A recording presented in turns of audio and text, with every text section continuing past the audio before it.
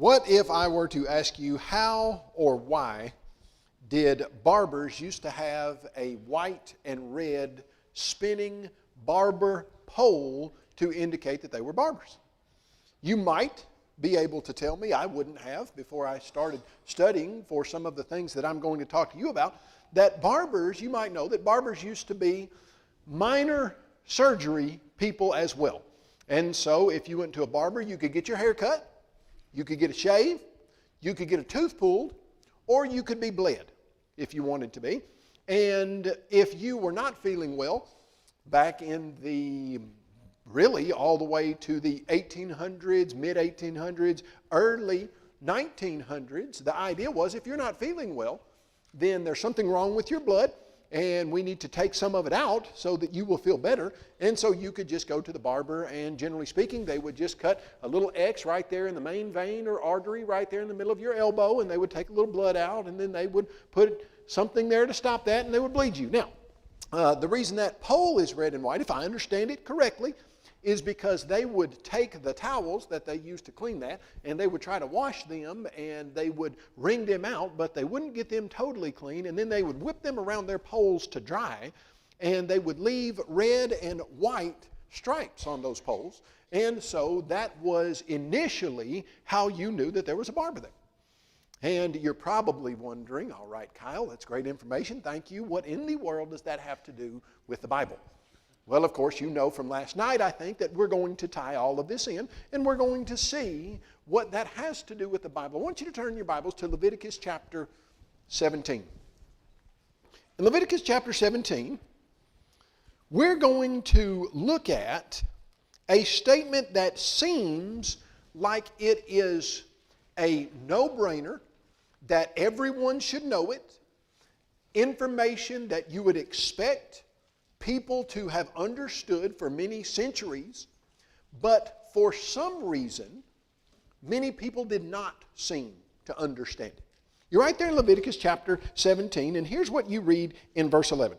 For the life of the flesh is in the blood, and I've given it to you upon the altar to make atonement for your souls, for it's the blood that makes atonement for the soul. Verse 14, for it is the life of all flesh, its blood sustains its life. What happens if you take blood out of an organism? Pretty simple. We understand what happens. Did you know that our first president, George Washington, the winter of 1799, the winter of 1800, right there at the turn of the year, George Washington was a fascinating man. I don't know if you've studied much about him. We won't talk much about him other than this particular story. He had gone out and had checked on his farm, and it was very cold and rainy and misty, and he had gotten soaked to the bone. But he was a very fastidious individual, where he did not ever want to be late, and he wanted to be presentable and dressed appropriately. So when he came in, he had company, and if he was going to get changed, it was going to cause him to be late. And so he decided he would not get changed. He would wear those clothes that he had been wearing out as he had ridden around his farm. They were freezing cold. He sat through the meal in these freezing cold clothes, and he caught a fever. And so he called his favorite physician, and the physician said, yes, he has a fever. You know what the best approach to this would be? Let's bleed him. And so they did. So they bled him once, and then they bled him twice, and I think they bled him 3 times ultimately. And George Washington didn't make it. He died. After all of the battles he had been through, and he had come through those Revolutionary War battles, and there were bullet holes through the clothes where it should have hit his heart and it didn't, he gets bled to death by his doctor. Now, what piece of information was the doctor misunderstanding about life? The life of the flesh is in the blood. Now what we're going to see is some of the things in the Bible are scientific foreknowledge where there's just no possible way the people could have known how informative the written statement they made was. Like we talked about last night. They didn't know anything about germs, and yet the Numbers chapter 19 recipe would have saved millions of people's lives. Now some of it is going to seem very simple. Did anybody in the past ever realize you shouldn't bleed people? Probably so. But what you have is a cumulative case where the Bible repeatedly makes fact after fact after fact, statement after statement after statement, and they're all true, and there's never a single one of them that's wrong. And so when you come to the evidence for the Bible's inspiration and you show that it was written 1,450 years ago, and never once in all of the discussion did any of the writers make a medical or scientific error, and some people didn't even know the stuff until 3,300 years later, that's what you're dealing with. So this one seems like a no-brainer. Hey, of course people are going to die if you take their blood out. If you do some more research, I was researching another particular individual. This was just a random guy who had gone to the hospital, and it was a hospital where they were sending medical students in, and so he would get a new medical student each day, and sometimes 2 a day. So guess what everybody thought was a great idea? Hey, this guy's sick, so the medical student would come in and bleed him. The guy would come in the afternoon, bleed him. The guy would come in the next morning, bleed him. I think they took 80 ounces of his blood out. Needless to say, he didn't fare very well at all, because everybody thought in the 1800s you bleed a person. Bad idea. Do you ever see any type of instruction from the Old Testament that would explain to somebody, take out the life substance of an individual and they'll feel better? No, you don't. And so, as we talk about the Bible and science, it's just one after another of the Bible always getting it right. Now, let me show you another one that is fascinating to me. I want you to turn to Genesis chapter 17. And in Genesis chapter 17, you'll remember that, maybe, if you aren't real familiar with this part of Genesis, I understand. In Genesis chapter 12, God had come to Abraham, and he said, Abraham, I'm going to make you the father of my special people, and I want you to get out of the place where you live and away from your family, and I want you to go to a land that I'm going to show you, and I'm going to make of you a great nation, and all the nations in the world are going to be blessed because of you. And Abraham picked up out of Ur of Chaldees, and he took his wife Sarai, and he took his nephew Lot, and they went into the land of Canaan.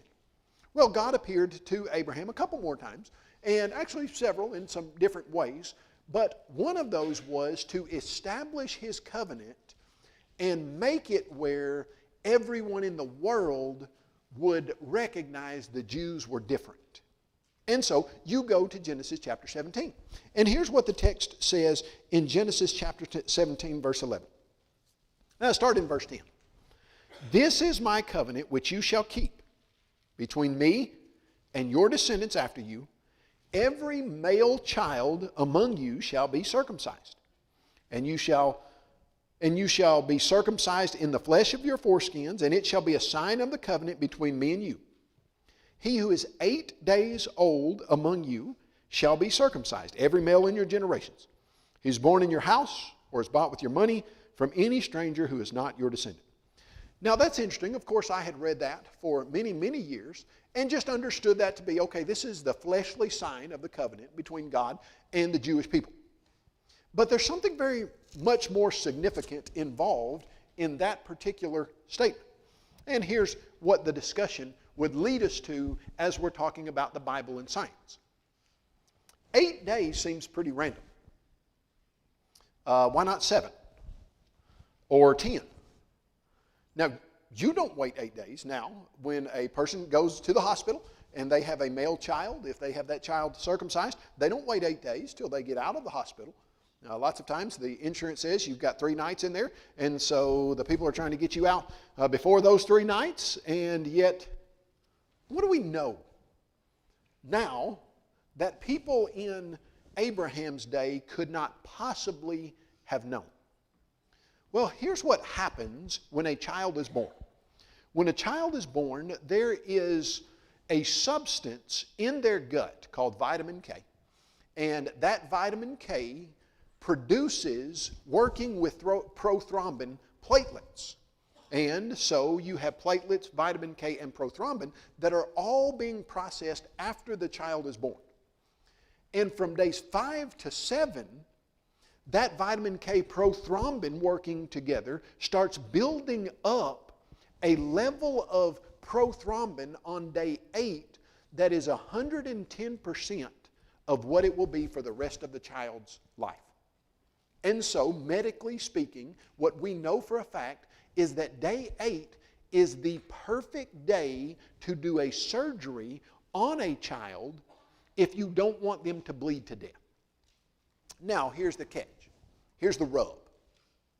The rub is you could do surgery on 199 kids and it never affect them negatively. Because although day 8 is the optimum day, you could do one on day 3 or day 4 or day 5, and they would bleed more profusely, but they wouldn't die most likely.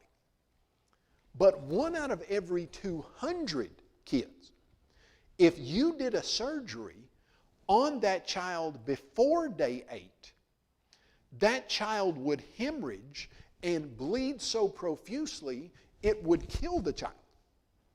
Now, I say that to say there's no possible way that Abraham could have scientifically and meticulously have done standard experimental procedures to figure out that day 8 was the perfect one. Where you start on day 1, you do 200 surgeries, one of the babies dies, and you then have the wherewithal to relate it to the fact that it was the day you did the surgery on. Well, you can understand how hard that would be wandering around in the land of Canaan and then ultimately all of his descendants trying to figure that out. So there again, what we have is an inarguable statement that nails the medical knowledge perfectly, that a person who's arguing with it could only say it was a lucky guess. That's all you could say.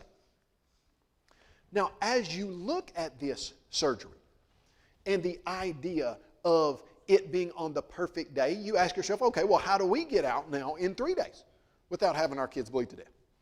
Well, it just so happens that we have doctors that give our babies vitamin K shots, and that vitamin K gets in earlier, and that prothrombin production starts earlier, and you can do a surgery earlier because we have isolated the vitamin that's necessary for that, so give them a vitamin K shot, and you're good to go. Can you imagine going to Abraham and saying, hey, Abraham, if you're not going to do it on day 8, could you just give them a vitamin K shot? How are you going to isolate vitamin K in Canaan wandering around in the wilderness in your tent? Now, you see the problem there. And so if you were just to start looking at the cumulative case for science in the Bible, it nails the law of biogenesis. It nails the idea of don't touch a dead person and then touch a live person because you're passing death from one to another often. It nails the idea of life being in the blood. It nails the idea of the ark being the perfect ratio, 30:5:3, length to breadth to height. And you can't just keep saying lucky guess. Because people after Abraham had plenty of time to guess. 3,300 years. And they didn't guess it right. And yet all of this knowledge is in one book that makes a cumulative case and never misses it at all. Now, we talked about the Egyptian doctors that prescribed things that killed people, and we talked about how we mess up things on a regular basis, but the Bible never does when it speaks medically. Now, we'll give you some more of these. I think they're very exciting as you go through. Some of them are, just interesting stuff. My favorite, maybe the most exciting chapter in the Old Testament to me, one of them is Leviticus chapter 11. So we're going to go to Leviticus chapter 11. You've read it a bunch, and I dare say you did not think it was the most exciting chapter in the Old Testament. In fact, you might not have even thought it was, bless you. Bless. Wow. Wonder if we got a prescription for that right there. I don't know. But we can say bless you. I'll tell you, I realized why we say bless you. Several years ago, I was sitting at my desk, just doing something. I was just writing, and I sneezed. And when I did, I thought somebody shot me in the back with a .45 caliber pistol. I could not raise up. I had to flop over on my hard tile floor and lay there for 45 minutes. I've flipped a disc, slipped a disc, smushed one. I don't know what happened to it.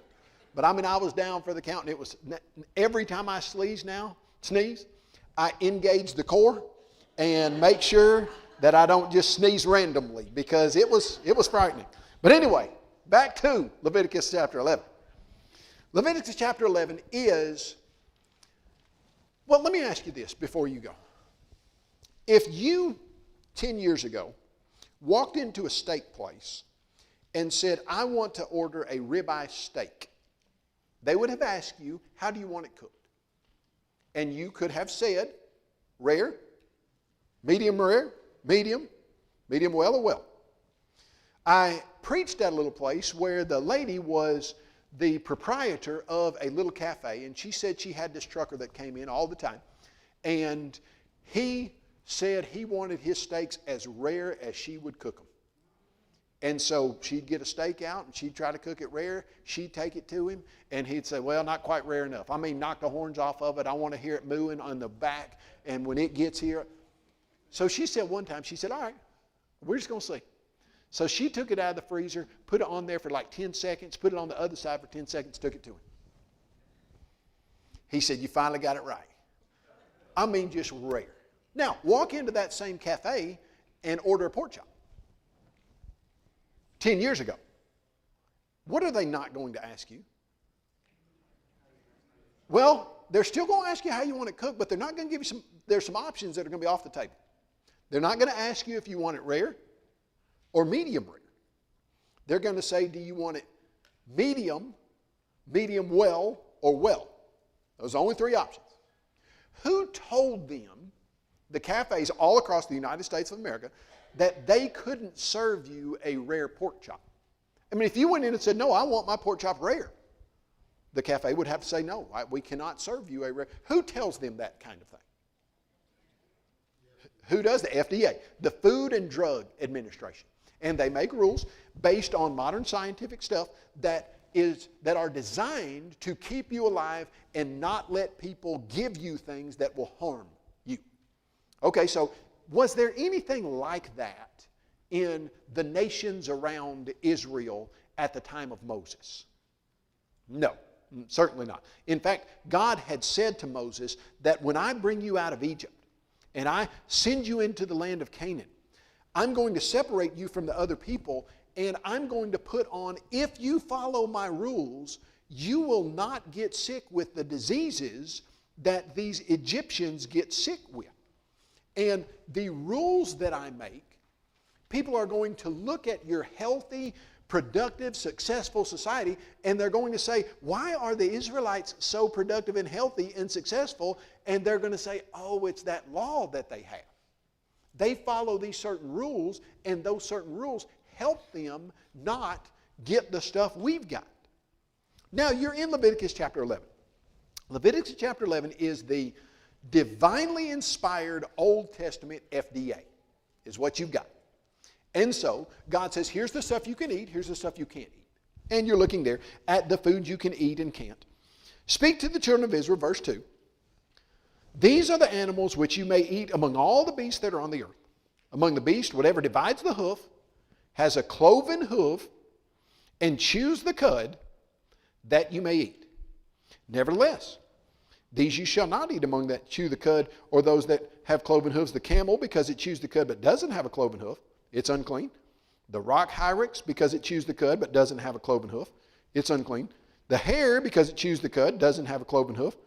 And verse 7, the swine, though it divides the hoof, it has a cloven hoof, yet does not chew the cud, it's unclean to you. Now that's a heartbreaker. It's a heartbreaker for me right there. Because at my house, growing up, everybody's birthday, you got 1 pound of bacon yourself. Is that you could eat it yourself. When I say my house growing up, not me growing up, this is what I gave my kids. Because here's what we would do. I don't know what bacon you like. I'll tell you what bacon we have come to admire with great, I don't know something. We love it. It's a thick cut, right, applewood smoked bacon. Can I get an amen on that? Oh yeah, okay. Now, if you're the grocery shopper though, you know you got to go through several of them because sometimes they're a little thin on one side. So you got to go get the ones that are level on okay, here's what we would do. We would cook our bacon. Now, we have learned to cook bacon in the oven. You can cook two. We can cook 2 pans on a cookie sheet. Put aluminum foil in there. Don't preheat the oven. Put it in 375, 25 minutes or so. Boom. Every now and then you got to watch it because if there's a little side, they burn too quick and you got to flip them over. But love bacon. Love bacon. If you were an archaeologist and you wanted to prove that a certain group of people were Jews and not Canaanites or Perizzites or Jebusites or all of the other nations around the Jews, do you know what archaeologists do to show that to be the case? They don't eat bacon. What's that? They see what they ate. So they go to their garbage. So the archaeologists, when they find a garbage pile, they think, okay, this is great. And they start digging through the garbage. What is missing in the garbage pile of all Israelite settlements? Pig bones. There are no pig bones. And so everybody else is eating wild pig. You know why they're eating wild pig? Because they're delicious. Here's the problem with pigs. Pigs are omnivores. Now, you might know this. I didn't know it for years. Omni, you put omni in front of anything, and it means all. Omniscient. That means God is omniscient. Omniscient means He's all-knowing. Omnibenevolent. All benevolent. You put omni in front of omnipotent. Potent means powerful. Omnipotent, all-powerful. God is all-powerful. You put omni in front of anything. Okay, vor means eat something. So an herbivore eats herbs, grass, plants. And a carnivore eats meat. Carne is where we get that word. An omnivore eats everything. All of them. Now, when I say pigs are omnivores, I don't know if you've dealt with pigs much. We have. I've dealt with pigs all my life. We had a pet pig named Oinkina that was pleasant and great until she got big enough to eat, and then we ate Oinkina. That's just how it was. That's how you did at my house. I mean, you grew cows and you grew pigs, and you liked them as long as they, whatever. I've dealt with them. I used to dove hunt outside of Freed Hardeman. And the guy who owned the local barbecue place let us dove hunt on his property. And he had pigs there. That was where he got his barbecue. And we would go and we would shoot dove where this pond was over this pig lot. And of course, the reason that it was good was because he would put food out for them. And then the dove would come and get the rest of the grain and food. But the problem was that if you shot a dove, you had to get to it before the pigs did, because they'd eat it. Now, what part of a dove does a pig eat? All of it. The feathers, the head, the beak, the insides, the guts, all of it. And if you shucked your plastic shotgun shell into the pig lot, they'd eat that too. I've hardly seen the thing that a pig will not eat. Now, it just so happens, if you've got a wild pig and that pig is eating everything, then they collect parasites and bacteria and things in their muscle fibers to a much, much higher degree than herbivores do. And so the chances of you getting some pathogen, some meat-borne disease from a pig is ridiculously higher than you getting it from a cow. And so FDA knows that. So you go into a place and order a ribeye, rare, no problem. The chances of you getting sick from that are very, very low. You go in and order a pork chop rare, and you've got stuff like trichinosis and various other parasites or diseases that are in pork meat that are going to cause you serious problems.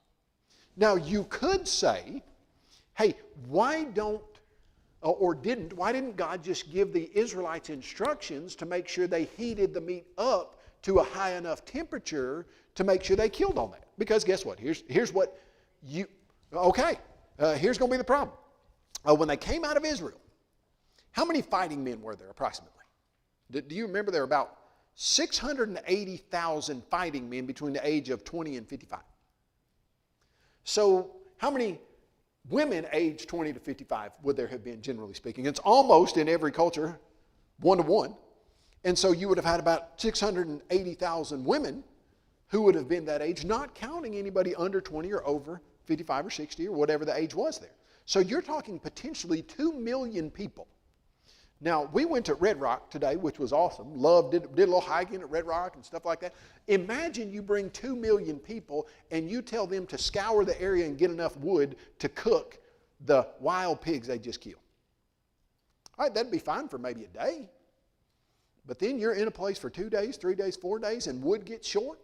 And you got 2 million people that have to have enough fuel to cook all of their pork and make sure it gets to a temperature of 160 degrees. Well, I was asking Mark last night. I cook a couple things real well. I cook a great steak, and I cook my wife has a great chicken recipe that she marinates it and it's got all the stuff, but I grill it. And so I get to say I did it, but really I do the easy part. But I cook chicken and steak great, but not burgers. I'm bad at burgers. Hadn't got a good burger yet. So I was asking Mark, I said, Mark, what do you do for a burger? So I'm going to try Mark's recipe now. But here's what he said. He said, I have quit guessing at the internal temperature of the meat that I cook, and now I use a thermometer all the time because used to I would think it would be done and it wouldn't be, or I would think it was not, it was, and I'd get it wrong all the time. And so now he said, I just cut that out. I just check it. If it's this degree, okay. Israelites going to have a thermometer? I mean, if we don't get it right with all of the gas grills and stuff we've got, and we've got to have an electronic thermometer, is there a good chance that the Israelites wouldn't have gotten their pork cooked to the proper place so that they didn't get trichinosis? Great chance. So what's the best option for them to not get sick? Don't eat pork. Now, thankfully, there has been a doing away with the old law, and we are now under the new law. And you go to 1 Timothy chapter 4, and the Bible explains that all creatures that God made are on the table for eating as long as you thank the Lord for them. As long as you are thankful that the Lord put them. All right, now, why would that be the case?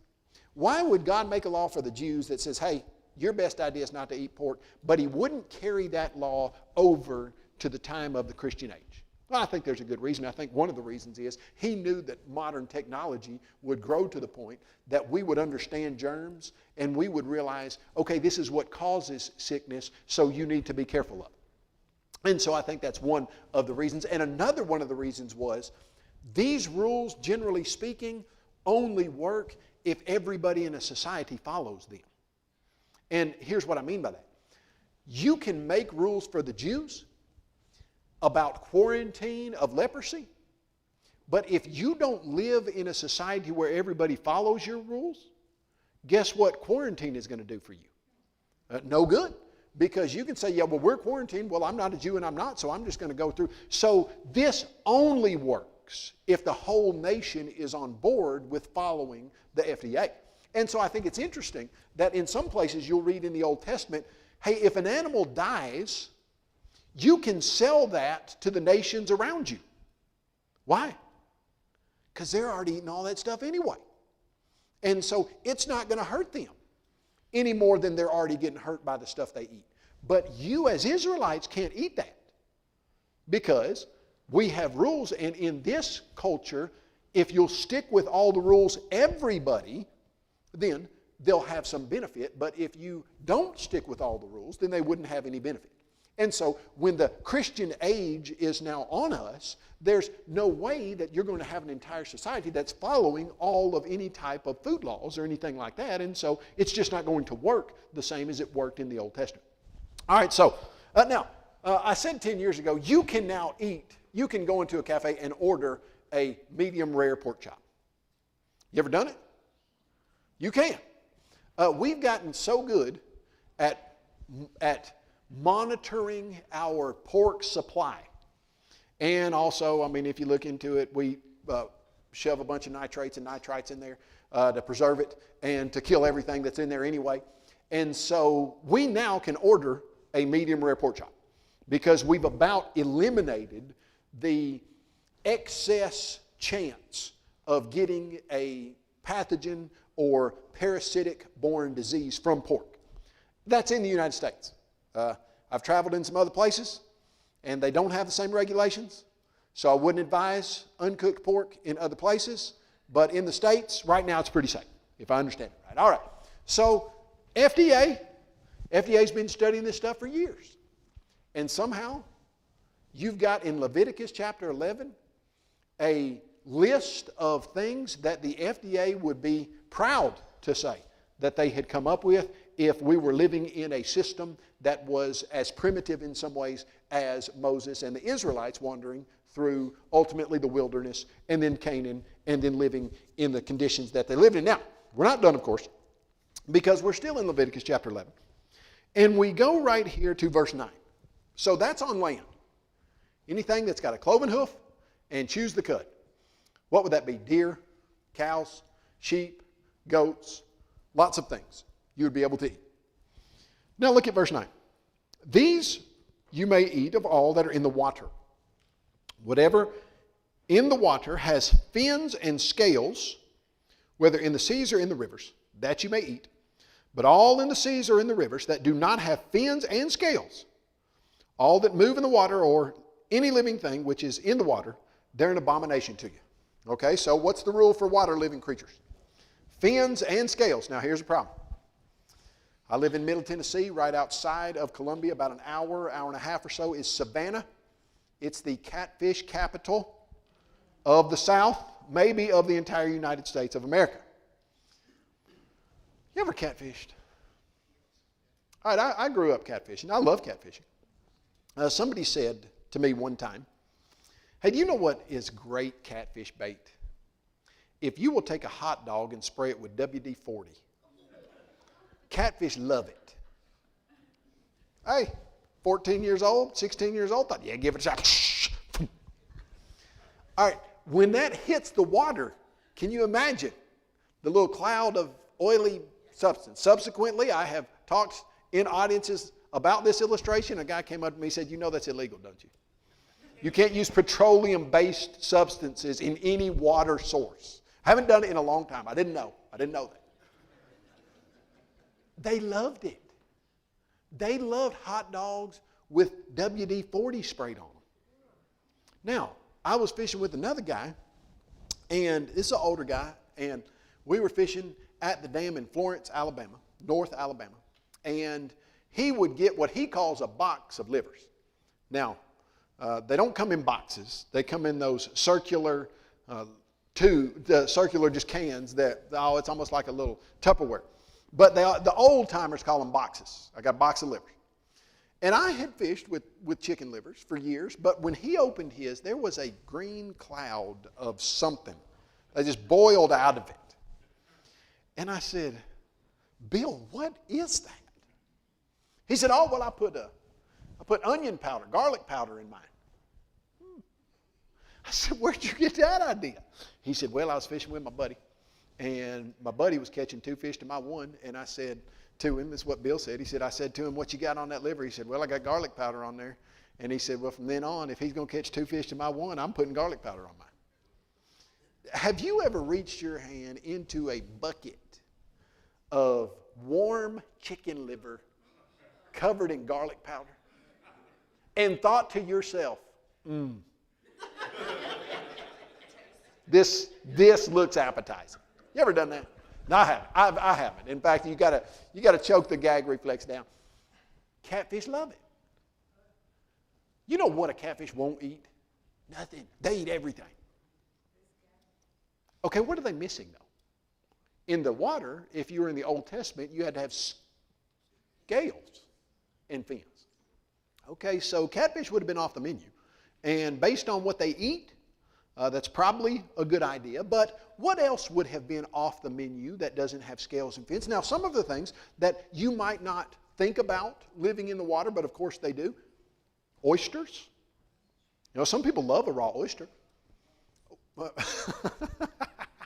I'm getting a nod head like this. I said some people love a raw oyster. Not everyone loves a raw oyster, but there's a rule for eating raw oysters. The rule is, don't do it, you're crazy. No, that's not the rule. That's not the rule. The rule is, don't eat a raw oyster in a month that doesn't have an R. So May, June, July, August. Now, why don't you eat a raw oyster? And there is a CDC pamphlet out that explains to you that it's a bad idea to eat an oyster in a month that doesn't have an R. Or they're not that colloquial. They say, make sure that the temperature of your oyster reaches a certain thing or doesn't reach a certain degree, etc. But generally speaking, what we've understood that to mean is, in hot months, the chances that oysters are going to have a bacteria in them that breeds and that is dangerous is much greater than in cool months. And so imagine you've got a trucker who's got a load full of $100,000 worth of raw oysters, worth of fresh caught oysters. And he's got a refrigeration unit that he's driving down, where I am, I-65, and it's 100 degrees, and his refrigeration unit goes out, and he doesn't know how long it's been out. And if oysters get above 88 degrees, or whatever degree it is, I don't know exactly what it is, but whatever degree it is, then there's a good chance that they're going to have this certain bacteria. But if he tells his boss that he let the refrigeration unit go out and didn't check it, and he just lost $100,000 worth of fresh oysters, what might he have a temptation to do? Get some more Freon pumped in that thing and act like nothing happened and roll down the road. And there's a good chance that if he were to do that, there is a bacteria that grows in oysters that you can't smell it, you can't see it, and you can't taste it, but in many cases it's fatal if you eat it. So, best bet on oysters, just so happens they are scavengers, very much like catfish as well. So what's your best bet on an oyster? Just don't eat it. Certainly not raw. But now, hey, you can fry those bad boys up good now. And I love a fried oyster. And you can get that temperature well over 160 pretty quick. And so I'm an oyster fan.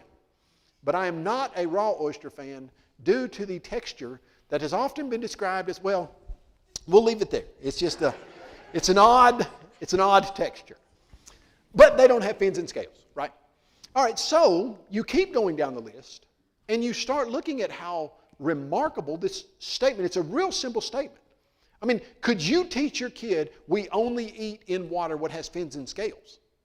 A 4-year-old could understand that. They bring you, say, can we eat this? You say, okay, here's what a scale is, here's what a fin is. Does this thing have both of them? Oh, it's got one of them, but not the other. Okay, we can't eat that. Does this thing, does an oyster? It doesn't have either one of them. Okay, can't eat that. Okay, there's one fish in the ocean that it is illegal for the Emperor of Japan to eat. When you cook it, you call it fugu. But before you cook it and call it fugu, if you're to catch it, it is the puffer fish. Now, the puffer fish is fascinating. As a little kid, I always loved the puffer fish because it's about this big until it sees something that scares it, and then it sucks in a lot of blows out like a balloon. And when you catch one lots of times and pull it up out of the ocean, you have what looks like a very prickly beach ball on the end of your fishing pole. Now, it just so happens that in certain organs of the puffer fish, there is a neurotoxin, now catch this, that's 1,200 times more powerful than cyanide. That a single drop of it could kill 25 grown adults. A drop out of a dropper, out of an eyedropper, one drop could kill 25 grown adults. Okay, so you ask the question, why does anybody let anybody eat fugu? Well, just so happens, if you have a certified chef who knows what he or she is doing, they can cut out the organs that have this neurotoxin, remove it safely, and serve the meat. Now imagine this. You are a restaurant and people come to you to order fugu. And the chef that's certified got sick that night. But fugu on your menu, lots of times it's half or more of what people come in and order, and the understudy says, hey man, I've been watching this guy, I know exactly how to do this. But he's not certified. You know, people say that it is the food connoisseur's Russian roulette. You know what Russian roulette is? Where somebody takes a revolver pistol, puts a bullet in one of the chambers, spins it, and sees if they would have shot themselves. That's an 18% chance of killing yourself. They say, if you eat fugu, just be prepared, because it might be the case that it wasn't prepared right. You know, I'm going to stick with good old fried catfish. That's what I'm going to stick with. And not going fugu, because why risk it? What doesn't a puffer fish have? It's got fins. What's he missing? Okay, if I were to ask you, this is a good question. What's the most deadly animal in the world? What animals, humans are not animals. No, they're separated from animals, but I appreciate it. What animal kills the most people every year, each year? What would you guess? Huh? Bears? Snakes? Did somebody say frogs? Okay. No, I've never gotten frogs. I mean, watch it. That frog's going to kill you. No, but you do have some arrow like a poison arrow frogs that could.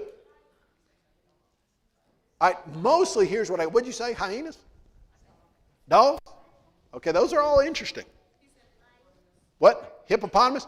Here's what you got, like big animals. Big animals, I think the hippopotamus is number one. And like the lion is down there a little bit. It's up there somewhere. But not even close. And that's actually a trick question. I really did trick you. Because most of you wouldn't think of this thing as an animal. Let's move to insects. Mosquito. You know how many people mosquitoes kill every single year? 1 million, because they give malaria. All right, so a mosquito is your number one organism, living organism, animal-like thing that kills the most people. But although it's numerically far down the list of how many people it kills, the second most deadly creature is a freshwater snail that lays a certain egg in water that has a parasite in it that kills 25 to 30,000 people every year because they drink this water that's got the egg of this snail in it that has a parasite in it. Now, guess what a freshwater snail does not have? Scales and fins. If you are anywhere where you catch a freshwater snail, your best bet is don't eat that. Now, we now know you could probably cook it. If you cooked it to 160 degrees for 30 seconds, okay, you're probably all right. But they didn't know that. When you start going down the list of you got to have scales, you got to have fins, if it lives in the water, it would cut out so many dangerous organisms that it's the perfect rule. Easy to remember, easy to understand, easy to apply. You catch a bass, fins and scales, eat it. Catch a crappie, fins and scales, eat it. Catch a carp, fins and scales. A lot of bones. You can't eat it. I'm going to throw it back, and I'm going to see if I can catch something else that doesn't have as many bones in the fillet, but you could. Simple rule. If it's got cloven hooves, if it's got split hooves and chews the cud, you can eat it. If it's got fins and scales, you can eat it. And then, now I know you've never had as much discussion on Leviticus chapter 11 as this. And it just keeps going. I mean, this literally looks like Moses FDA material. Like somebody who's been doing science stuff for thousands of years wrote this stuff. And I'm going to show you why. You turn over, keep going. This just keeps going. It's really fascinating.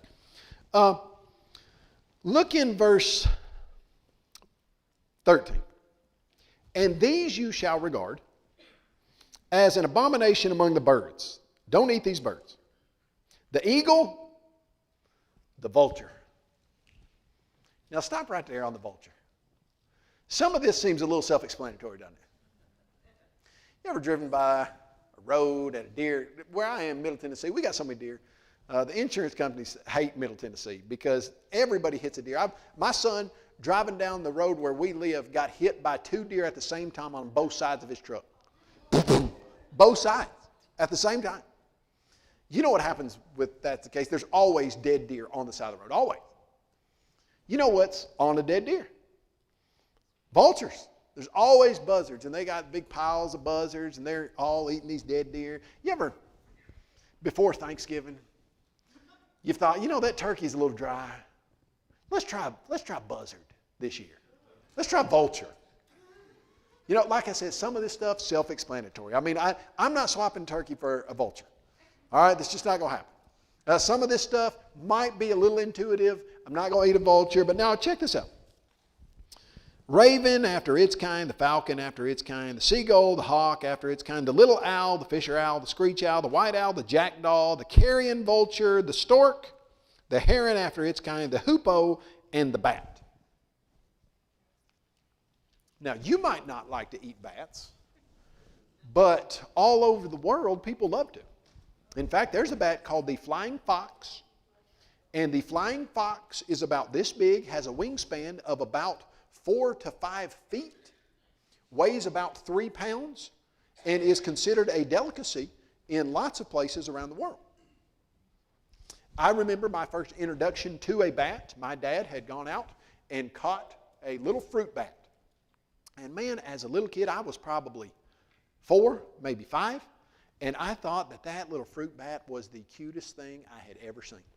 It had the little fur on its head, and it had those little ears that stuck up. And I remember we were carrying it in a ball jar. And I decided I wanted to pet that thing, and we had kind of gotten it out on the ground, and I reached down to pet that little fruit bat. You ever tried to pet a fruit bat? It's a bad idea. It's a bad idea. I mean, it opened its mouth, and these little fangs came out, and it started hissing at me, and I thought, not cute. This thing is not cute. No. And after that, I did not mess with any bats. Now, subsequently, I have learned some fascinating things. I've got about 5 articles on bats on our website. They're very fun to read about and learn about, and here's why. Bats, number one, the design of their echolocation is fascinating. They don't even have to see. They just make clicking noises, and they can pick up through their radar-like ears where the sound's coming from, and they can basically map an entire room just like this in seconds with clicking noises and know to fly between you and the person's head beside you and never touch either one of you. They're fascinating. But here's also another problem with bats. At any given time, well, let me tell you this. When you get sick, when you get a virus or a bacterial sickness, your body immediately recognizes something's wrong and decides we want to kill whatever's inside of it that's not supposed to be there, and so that's why you get a fever.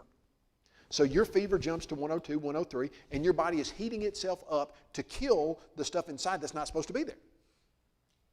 Okay, that's a good idea, unless it goes too long. And then your body starts literally burning itself out.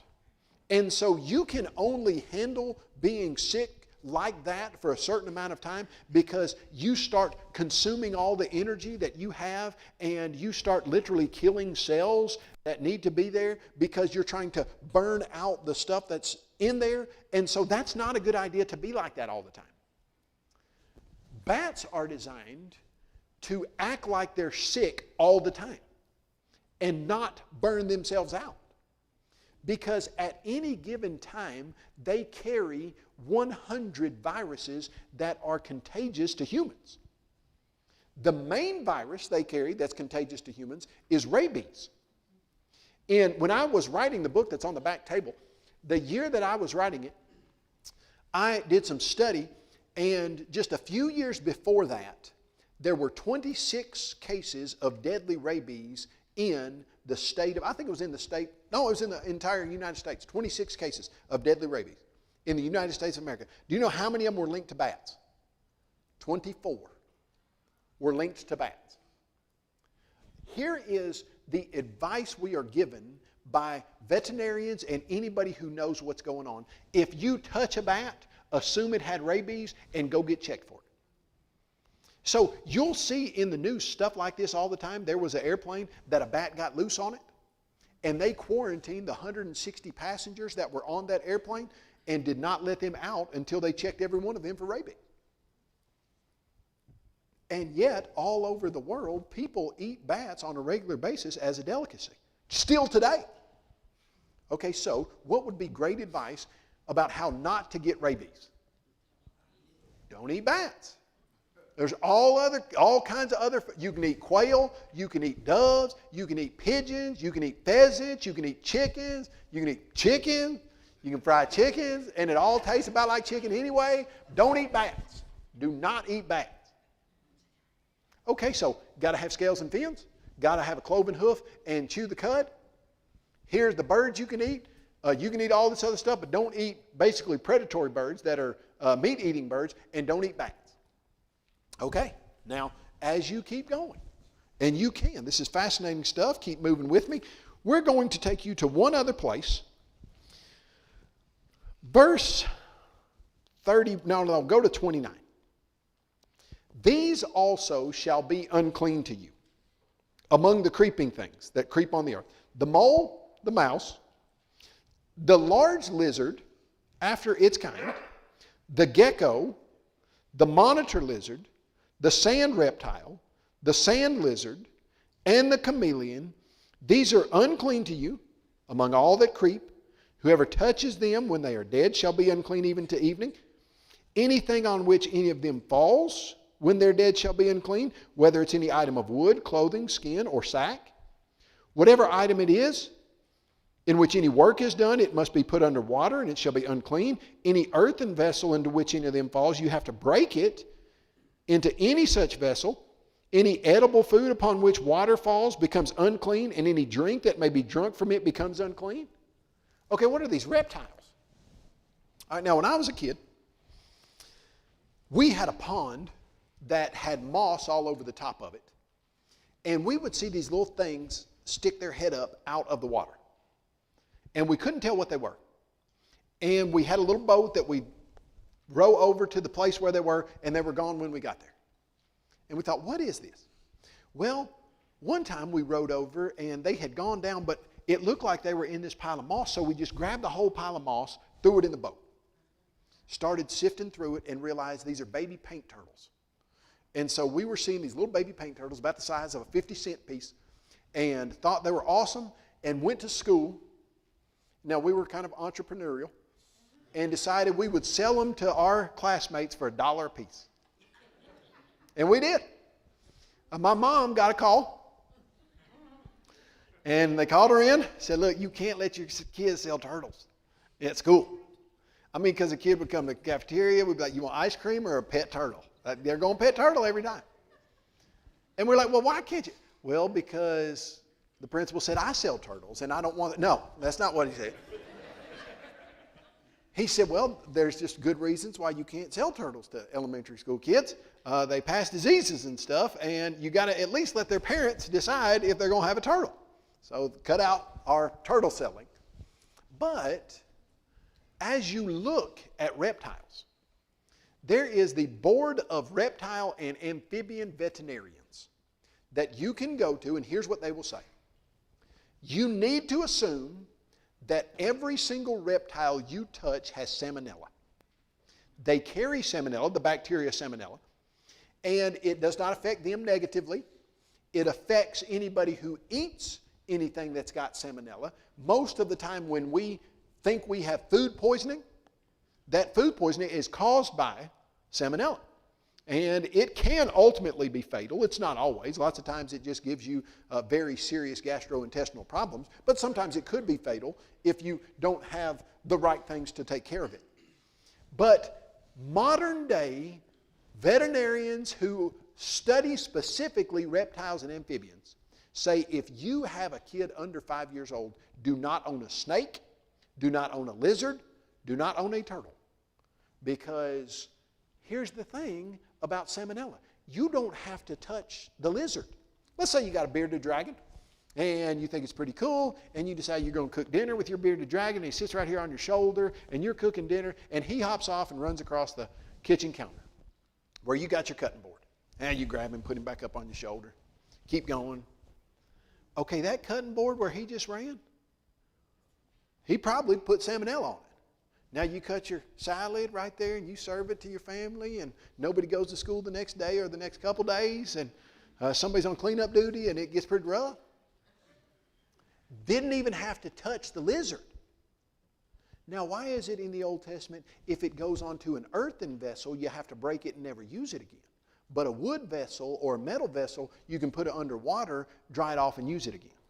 Well, an earthen vessel is porous. And so that salmonella gets down in a red clay earthen vessel, and it's not coming out. And from now on, any water you put in there, if you'll read closely, it says any water that could be drunk or any food that could be eaten, if it touches any of that stuff, you wash it or you get rid of it.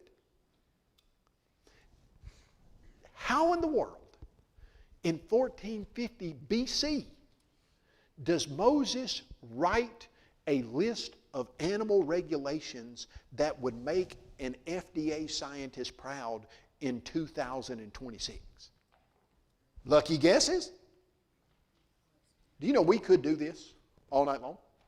We could talk about the quarantine laws that were light years ahead of anything anybody saw that had to do with leprosy. We could talk about the sexual conduct laws that not only were moral regulations, but kept the Israelites from getting the 35 different sexually transmitted diseases that were ravishing the other nations around them because they were pagans and incorporating sexual immorality into their worship. You could discuss stuff about the scientific accuracy of the Bible for hours.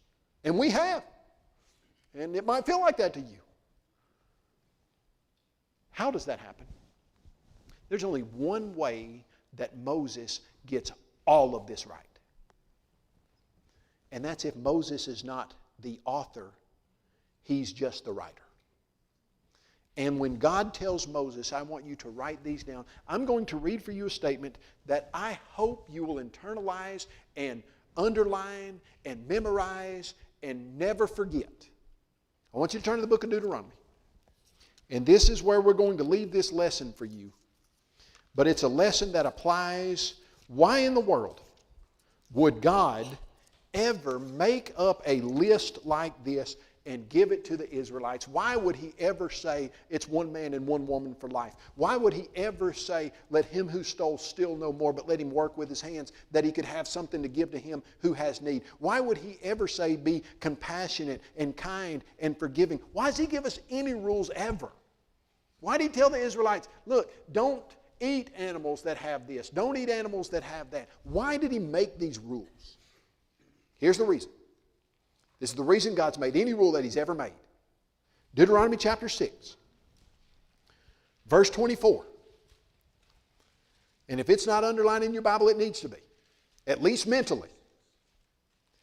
And the Lord commanded us to observe all these statutes, to fear the Lord our God for our good always, that he might preserve us alive as it is this day. Why has God ever made a rule for you? It's not because God needs you to do it. Every rule God has ever made for me and you is for our good always. Now, you and I both know as a parent, we try to make rules for our kid that are for their good always, but sometimes that's for our convenience, isn't it? But God's rules are for our good always. That's all God's ever wanted to do with his rules. Help you be the happiest, healthiest, wholesomest person you could possibly be.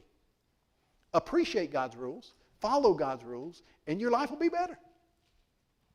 All right, that's all I got right now.